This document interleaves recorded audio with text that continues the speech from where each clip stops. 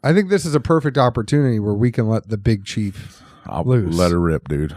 I'm feeling pretty good right now too. So he was feeling good. He was starting everything off. He was like, "Listen, brother." Oh, wait a minute. I picture him like the Hulk, where he takes the center of his shirt and he rips it apart. I'd say I was the big chief on Bullshit Corner. Yeah, I think so. I let her rip. You went live on Bullshit Corner? Oh yeah. I went live on Bullshit Corner, but then they lost the tape. There was like a table of these 8 ladies, probably my age, maybe a little older. Right behind us there. Right behind us. And before we started, our wives were like sitting way over there. And those ladies grabbed me and they're like, "What are you doing?" And they were like, "Who are you?" And I was like, "Well, I'm Big Chief." And they were like, "I'm here to work." Yeah. They're like, "Oh my, you're really Big Chief?" And I was like, "Yeah, I'm Big Chief." And they're like, "That is a badass name." And I was like, "It damn sure is, baby." We're going to have to talk about that. Hold that thought. Let's start the show.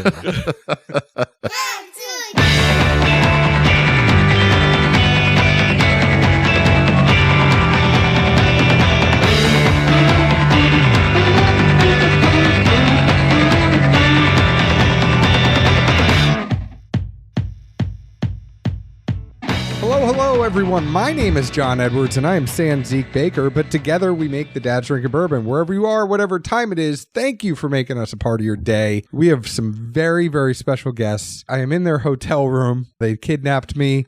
I'm really enjoying it here, though. They didn't tie me up too hard.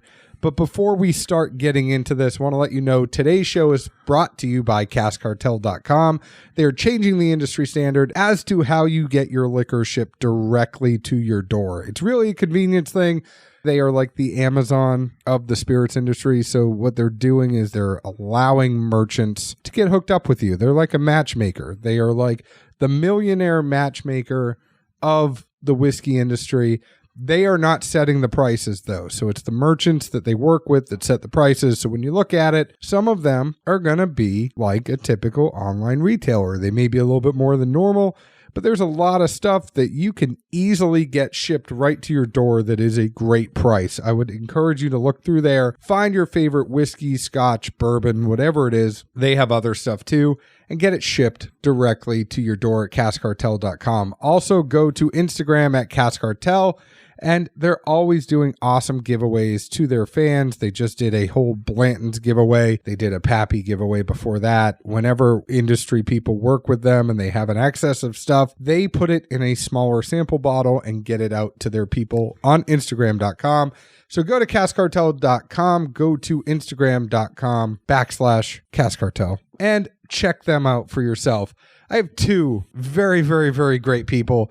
This show probably isn't going to be as long as I wanted it to be, because I probably spent an hour and a half taking over their show, and I feel really bad about that. But I have Jim and Mike, the Big Chief, the 2 fellers that make up the Bourbon Road. Thank you so much for coming on Dad's Drinking Bourbon. John, it's a pleasure to be here. Thanks. And I'm going to allow Jim to take over this show. Well, first, it's probably odd sitting in our hotel room with me, because, you walk in and I'm sitting here with my grunt style whiskey help shirt on, like a rolling billboard for Don't grunt lie. style. You had a bathrobe and nothing on. Well, I don't have any pants on right now. I got my Reebok underwear on and my Ariat boots. I'm ready to roll. Now, I know he was nervous coming up here. A couple of Kentucky guys asked him up to his hotel room. You guys said this already. I graduated from Kentucky. What really got me... You're used to playing cornhole? Yeah. I shaved my back. He said, "Jim, go get that coconut oil." He did talk about coconut oil on the last show. Yeah. I kind of was wondering what was going on, and then Big Chief said, "Well, you sure got a pretty mouth." And I didn't know what else was going to happen, but we have been spending an hour and a half, and I encourage people to go to the Bourbon Road, and we will talk about your guys' podcast and what it is you do. But I would encourage you to go listen to that hour and a half. I think we kind of faded at the end. I think there's some room for editing. Is Zeke a real dude? I don't know. I think you have this like midget in a little bag you carry around. And he pops out and he's like, "Hey, my name's Zeke." I think you have to say little person nowadays. What is Zeke? Is he a regular sized fella? Yeah, he's like 6'4". I don't know. I've never seen the guy before. I've seen pictures of him, but he's standing next to you, so I can't tell. Yeah, he's. But like you make 6'4". him sit on a stool or something? No, I'm 6'3". I know, but You make him sit on a stool though. Oh yeah, because his ass falls asleep if he sits on the couch. Yeah. He'll tell you if he gets too comfortable, he'll just fall asleep. Huh. Well, we're doing a good job of taking over the show. Let's just keep going down that path. Oh no, I'm fine with it. Well, I'll tell you what, we brought a pretty badass finished bourbon for you. Yeah, now I brought some stuff for you on your show. We drank Horse Soldier, and then I brought some stuff for you all. You drank the Black Bell. You guys have a whole thing where on your show you bring one, I bring one. You guys drank the Wolfpack pick from Jack Daniels, and I had you drink Breaking Bread, the Pinhook pick. I just wanted to extend some Southern hospitality to y'all. What'd you think of those picks? Well, I enjoyed them both. I think that Jack Daniels pick was a little bit special, though. Definitely special. I think I'm having trouble remembering it now because I moved from that to the Pinhook. But going back to that Jack Daniels, I think it was definitely kind of a syrupy sweetness. It had a little bit of minerality to it, though. I thought it was, you had that tobacco notes to it with some, chocolate covered raisins. Well, I was in the bathroom and I heard through the wall chocolate. Yeah. He thought thought I was going to massage him with chocolate. No, I was like, I knew. Were you trying to figure out how to get out the window? You're like, damn, that dude's as big as me. I was like, man, there's no windows in the bathroom. I'm screwed. I can't get out of here. Tell me a little bit about you guys, your show, what it is you do. All right. Well, I'll start off, Mike, and then you can fill in the gaps. All right. Sound good? So we're a relatively new podcast. You guys have been around, about 4 years now? Yeah, about 4 years. Yeah, so we're still in our first year, but we're coming up on, we'll probably release our 52nd episode right around the 1st of April. So that'll be a year for us. We're kind of a bourbon culture kind of thing. We're not a review show. So we're not usually bringing in bourbons and reviewing them and giving thumbs up, thumbs down. We're more in tune with kind of the stories behind the bourbon. We'll have musicians on. We'll have chefs on. We've had authors on and other people like that. We try to mix it up a little bit. I don't know, Mike. You want to add to that? I just think we're just two dudes that sit around and bullshit about bourbon and talk shit. We just sit around and have a good time. We like to talk to people. Yeah. Tell a story. I want to tell the story of John Edwards and the magical, mystical Zeke that's never around, like a little unicorn. But, we like to kick back in front of the fire with Mike's dog, Woodrow, and have a few pours and just talk to our listeners. And I don't know. We don't spend a lot of time breaking the bourbons apart, talking about them too much. We just like to, if you like it or not, sure, but we don't really do reviews. No, I wouldn't say we do reviews at all. We do talk about the bourbon or the whiskey, whatever you want to call it. Yeah, just two good buddies that like whiskey. And people get caught up in it all the time, whether or not you would buy it or drink it at a bar or leave it on the shelf, whatever the hell you want to call it. I mean, we haven't even really defined a rating system. We talk about whether or not we would buy it or just get it at a bar, but ultimately it really comes down to the notes. Listen to the notes of what we're saying, and if you listen to that and say, that sounds like something I would drink, then go ahead and drink it. But taste is so subjective that whole rating system, the whole rating system in whiskey is screwed anyway. Half of the stuff, nothing is ever under an 80. Right. And they completely took it from wine. So if you're going from a numeric system, it's dumb. And then if you're going from everything else, it's dumb. It's like, just figure out what the notes are, figure out if you drink it, and if it sounds good to you. I think price is a factor that comes into everything. But we rate because we have to. Mm-hmm. I think if you're going to get to a certain point, you're doing a review like we do. And just like you, I think if it's an interview show, maybe this is the stuff you wanted me to talk about on your show.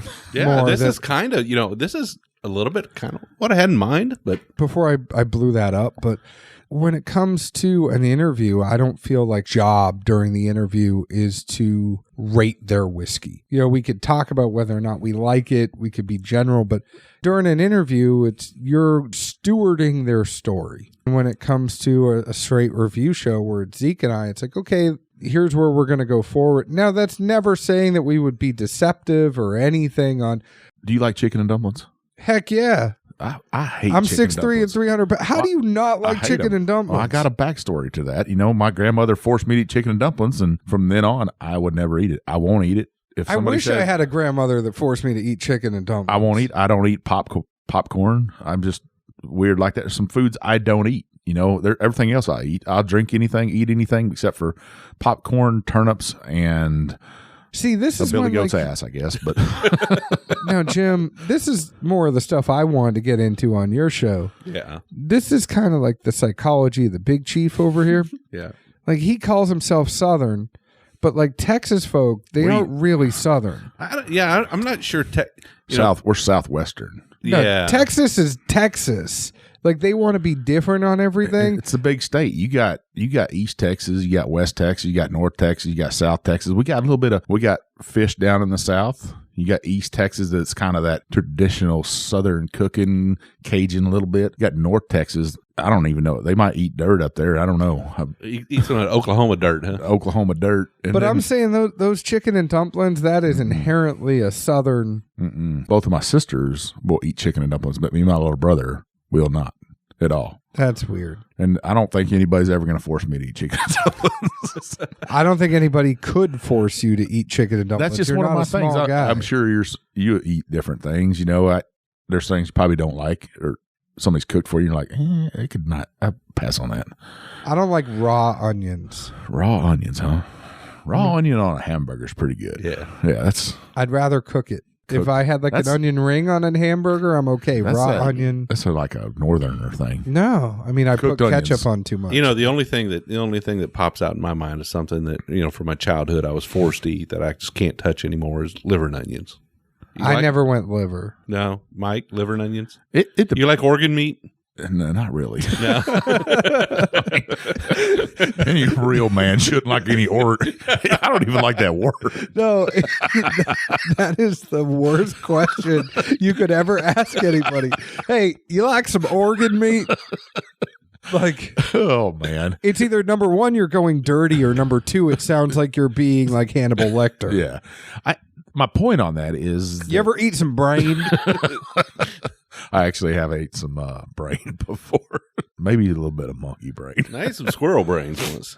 My point on that is that we all Do have you different eat it palates. with Chianti? What, the monkey brain? Yeah, just any brain. Do you eat the brain with Chianti? No, but that was off of Hannibal Lecter, right? Yeah, that's where. No, I don't think. What is Chianti's a wine. I'm cutting you off, but getting back to a question that you guys had on your show, one of the reasons I drink bourbon is actually beer and wine give me terrible headaches now. I really like beer. I like wine. Just as I get older, I can't drink them like I used to. Really? And bourbon, I can sip.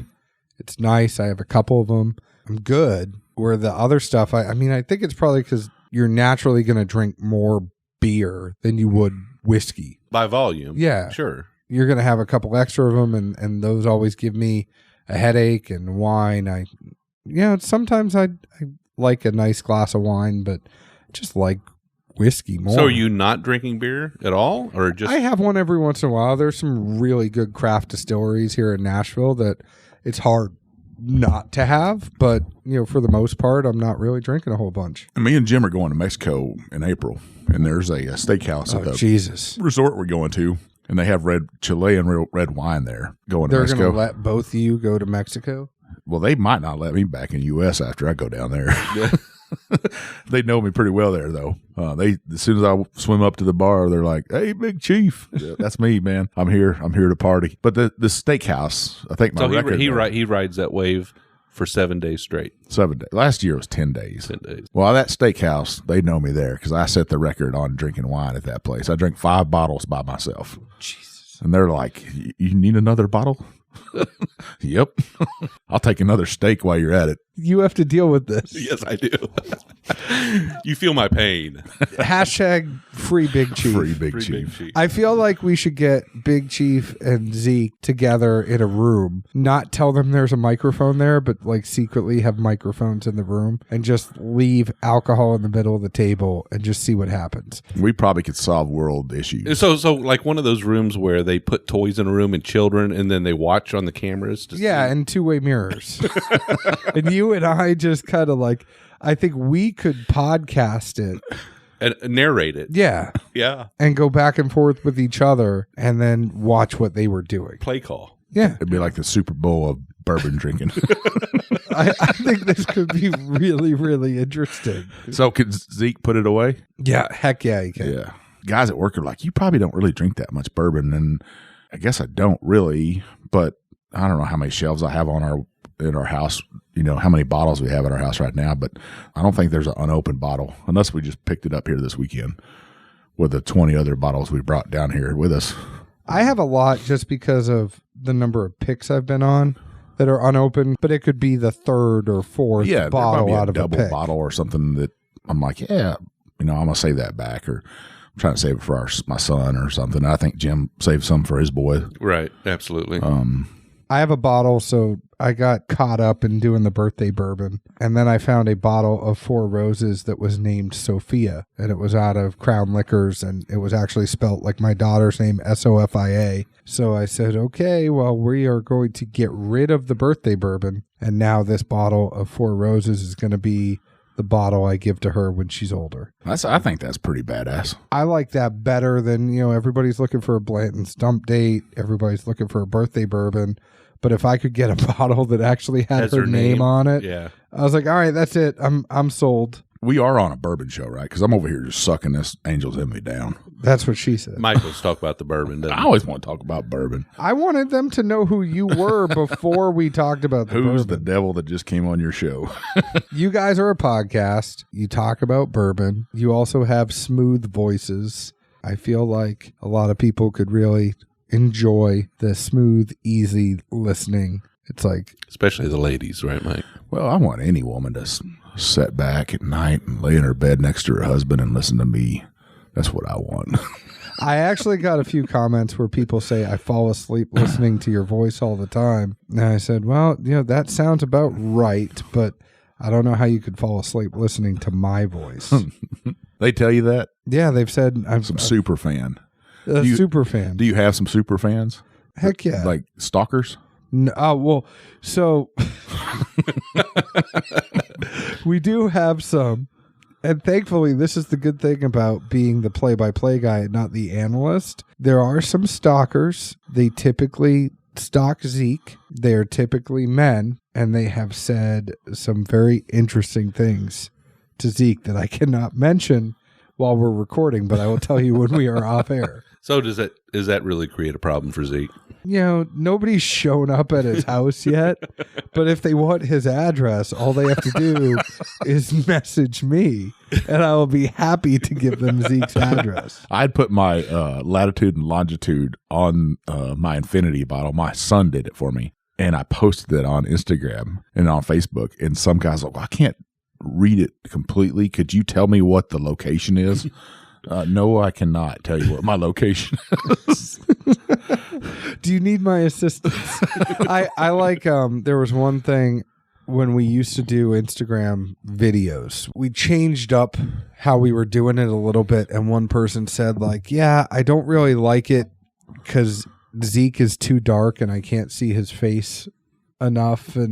But it wasn't in a way where it was like, it was like, I really want to see Zeke's face because he's got a good looking face. And the mechanical Zeke was obscured. Yeah, it was, but like, it wasn't just like, I want to see both of you. It was like kind of creepy about how he wanted to see Zeke's face. And that's a little weird. Yeah, we get. And I'm not even sure if the Zeke guy's real. He's a unicorn. Yeah. He is. He is like your hardest to get allocated bottle. I think he was scared of me. That's what I think. Hashtag where is Zeke? Where is Zeke real? I did try that for a while. And nothing happened? Nothing happened. But where in the world is Carmen Sandiego? Where is Zeke Baker? So let's get into this. I'm going to let Jim take over my show because I took over his. So tell me a little bit about this bottle and what we're drinking. Okay. So, we are drinking today the Angel's Envy Cellar Collection release for 2020. Well, they had one last year about this time. They have this one this year. They're saying that the Cellar Collection is not going to release annually on the same date. It's not kind of a planned thing. It'll come out when it's ready. But this year we have a straight bourbon whiskey finished in Tawny Port barrels. You say Tawny Port? Tawny Port. Tawny Port. Oh, I thought it was just little barrels. Little barrels. Is that what it is? Tawny Port. Tawny Port. What is Tawny? Well, first of all, their standard release, the regular on-the-shelf Angel's Envy, is also finished in port barrels, but it's finished in a ruby port barrel. Ruby Port. So Dark red. Yeah. So not to get kind of all technical and everything, but port is basically a fortified wine. And a fortified wine is you take a wine and you throw some brandy in it, and that excessive amount of alcohol stops the fermentation process. It maintains that sweetness. And I guess they did that back in the old days so that they could transport it by ship and it wouldn't go bad. So that's what Tawny Port is. If a woman said, well, no, Tawny Port is aged. Oh, it's aged. So Tawny Port will sit in the barrels for a long time. If a woman told me she was tawny, I would think, man, that's a dirty girl. That's what I would think.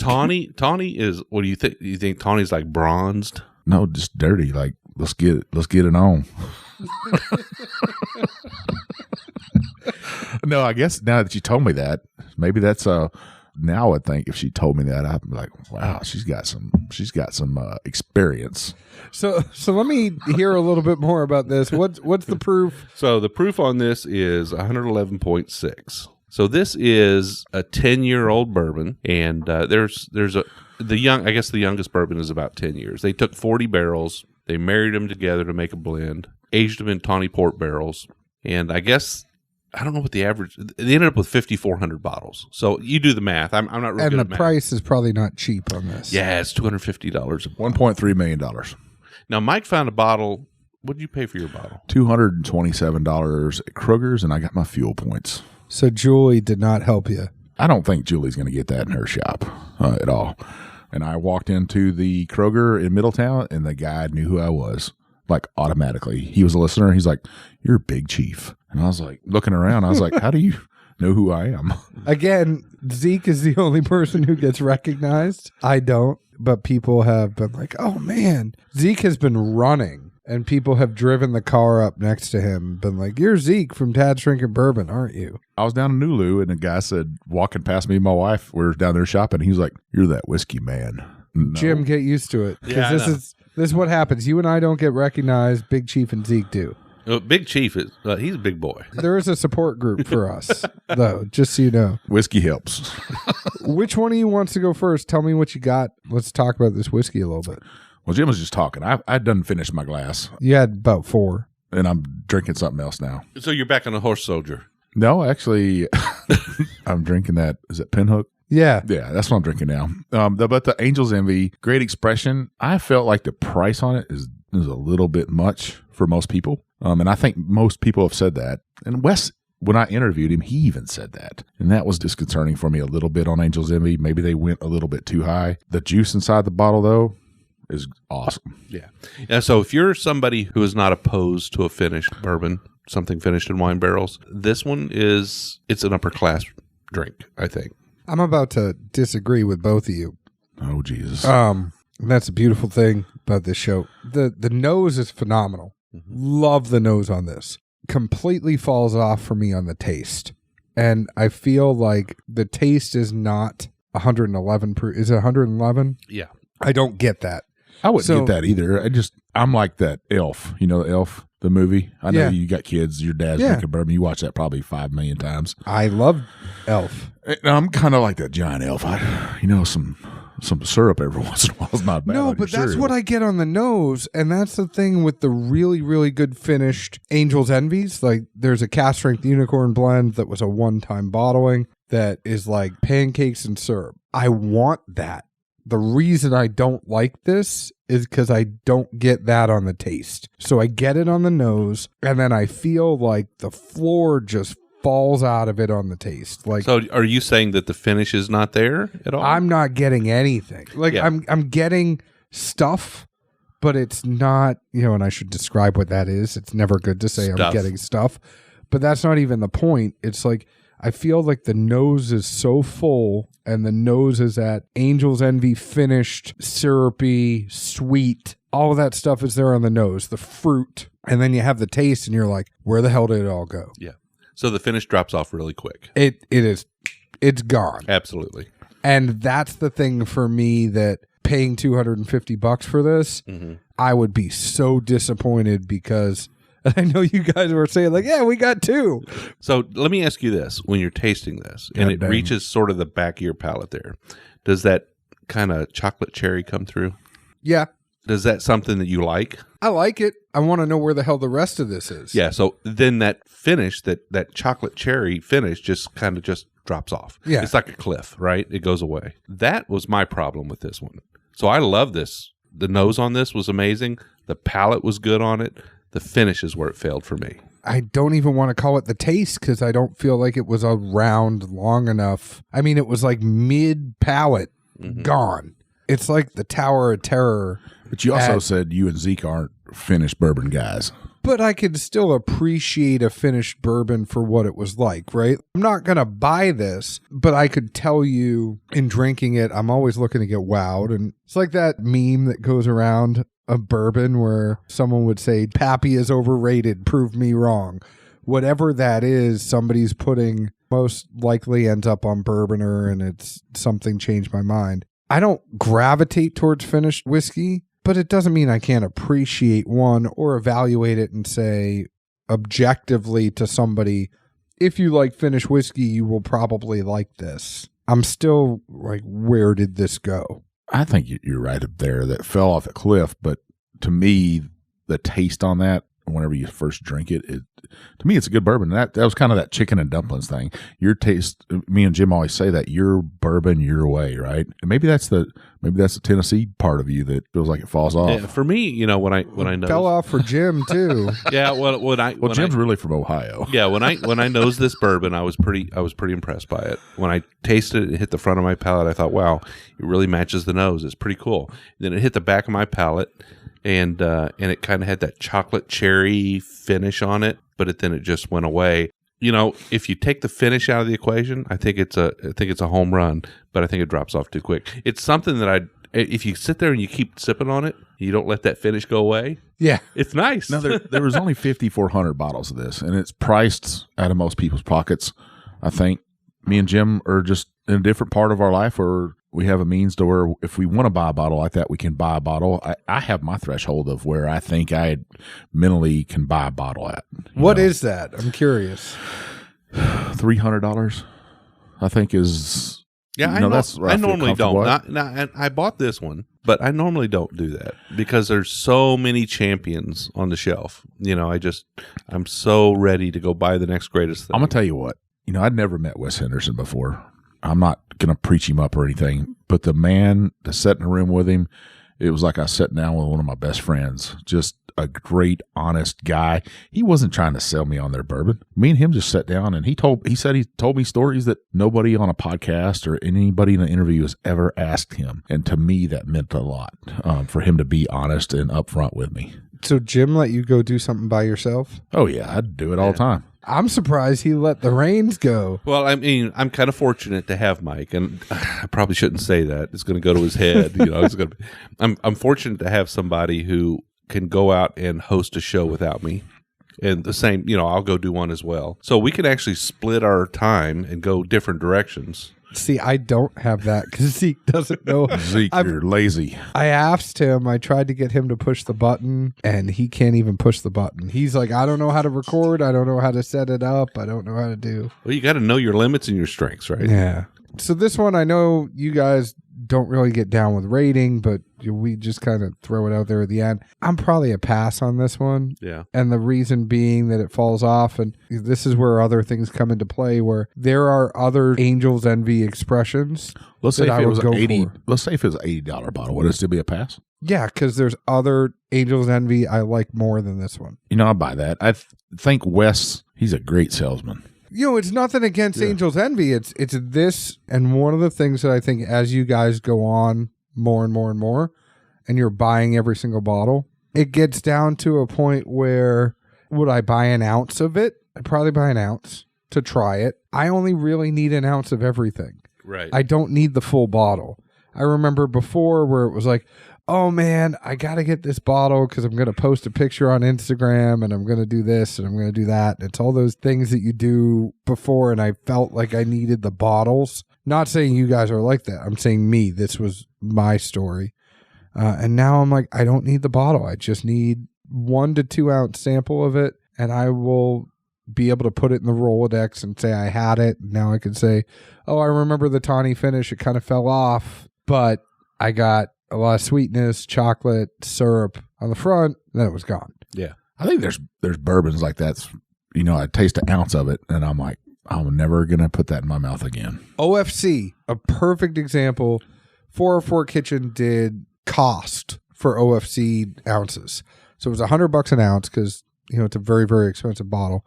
Everything was $100 an ounce. I had it and I go, it's thin. It was a 90-something proof. And I'm like, if I'm spending that much for a pour, I don't want it to be 90 proof and thin. Jim has a bottle, I don't know what year it is, of George T. Stagg. You know what year it is, Jim? 2017, 2018? No, I don't know which year. Now, I've siphoned gasoline that tastes better than that bourbon. Now, that's just me. That's my tasting palate. I drank it. He was like, hey, have a pour of this. I felt so bad because it was like the first time I'd been over to Jim's house. He's like, Mike, you got to try this George T. Stagg. I tasted it. I was like, did he just give me some gasoline? No, it's different strokes for different folks. That is, because George T. Stagg is something that not everybody can take in. See, that's my favorite. Yeah. I'll be the first to tell you right now, Stagg is my favorite pour, not favorite pour ever. Yeah. Because now we're getting into more dorky details of years and things like that. But that just wasn't my kick. If I can get one bottle of George C. Stagg every year, I'm a happy man. Handy is also kind of coming as the unsung hero for a lot of things. Now, the 17 Handy was pretty good, I thought. Even the 18 Handy was very orangey. It had... I think it was everything that the Parker's Heritage from that year wanted to be. What was the Parker's Heritage in that same year? It was the barrel finished, where it was kind of like, it kind of tasted like a Grand Marnier. Was it the Orange Curacao? Yeah. Oh, okay. Yeah. It kind of tasted like a grandma, but it wasn't really. Yeah, that's a bottle. That's another one of those bottles that I have only the neck gone in. Yeah. And it still sits there in my bar. Yeah. Yeah. We drank that. That's really good.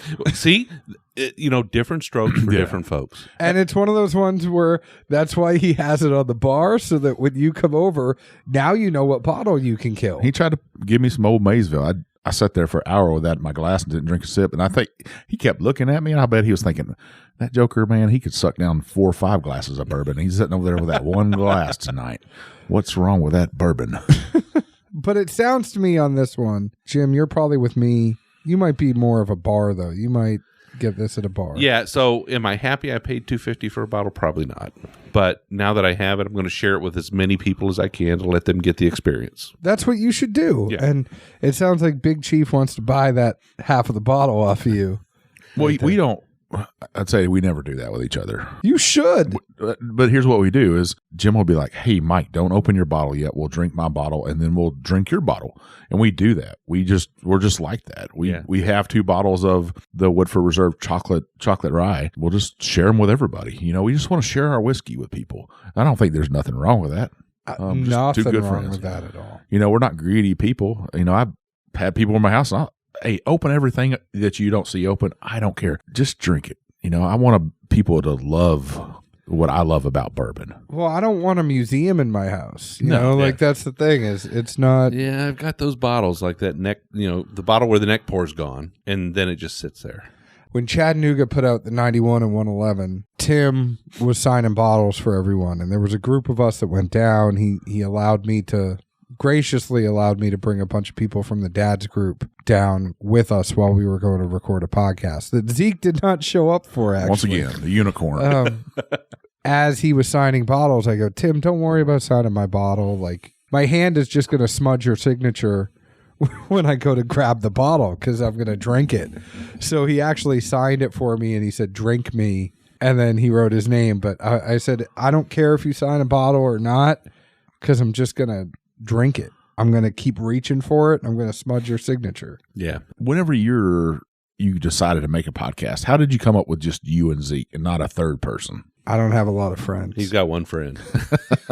I mean, that's really what it came down to, is that Zeke and I were doing it. I think there's plenty of people. For us, what we wanted to do was always have an open door policy. So if you hear a lot of times at the end of our podcast, it's, we're here in Nashville.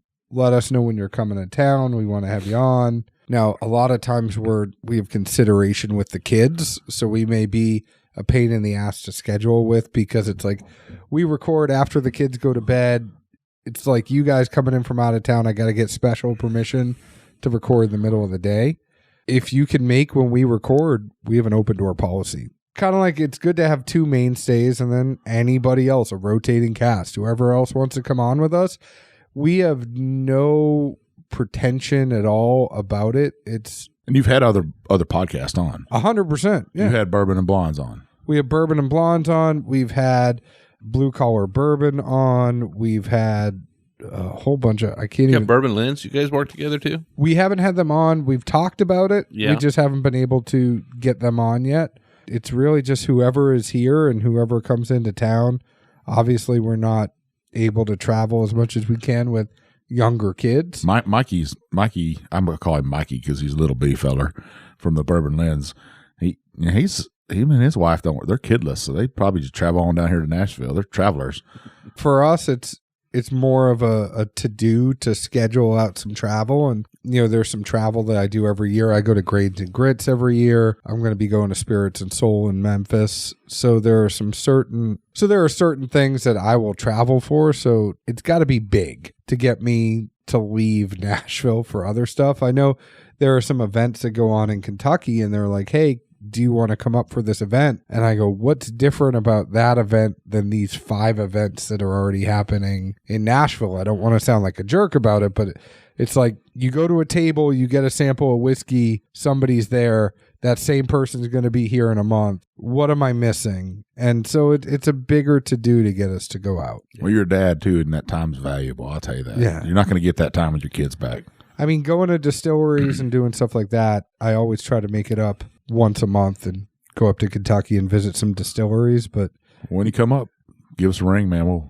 We'll come out and drink a little bit with you. I would love to. I know Mike and I both have, we're both empty nesters. So we got big houses with spare bedrooms. Heck yeah. Come up and hang out with us. I will warn you that our house, we don't have a naked room. We have a naked house. We both wear cowboy boots around, but That's it. I just feel like Big Chief would be one of those guys that like you wake up and he's spooning you. You want some coffee? Like you just wake up and he's behind you like, I just wanted to watch you sleep. You just look so cute. hey, I'll tell you this. You come over to our farm, I make homemade bacon. Heck yeah.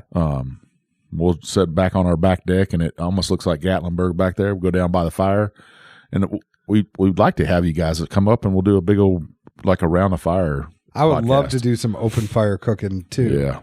Right on Jep the Creek, Woodrow. Oh, But tell me a little bit about where people can find your podcast and how they can download you guys. I want to make sure we get the word out. So you can find us anywhere you can download a podcast at Spotify, Apple iTunes, just anywhere you can get a podcast. You can find us on Instagram, Facebook, at our website at thebourbonroad.com.